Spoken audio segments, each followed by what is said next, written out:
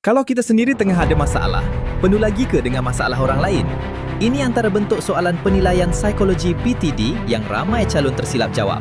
Contoh soalan, saya sedia mendengar masalah orang lain walaupun pada masa itu saya mempunyai masalah sendiri. Pilihan jawapan A. Sangat kerap, B. Kerap, C. Tidak pasti, D. Kadang-kadang, E. Tidak pernah. Untuk jawatan pegawai tadbir dan diplomatik, jawapan yang lebih sesuai ialah A. Sangat kerap. Kenapa? Sebab soalan ni menguji sama ada calon mempunyai empati matang dari segi emosi, mampu mengawal diri, prihatin terhadap orang lain.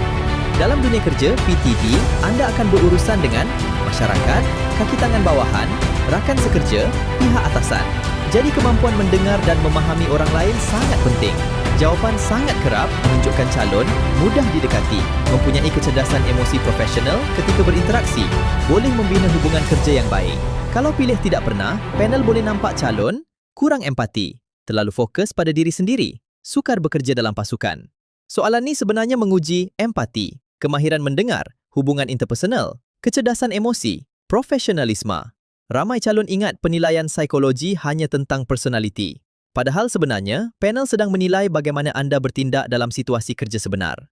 Oleh kerana bentuk soalan penilaian psikologi pegawai tadbir dan diplomatik adalah sama dengan soalan ujian psikometrik, calon boleh dapatkan koleksi soalan ujian psikometrik tahun lepas-lepas sebagai rujukan dan latihan dengan klik beg kuning di bawah.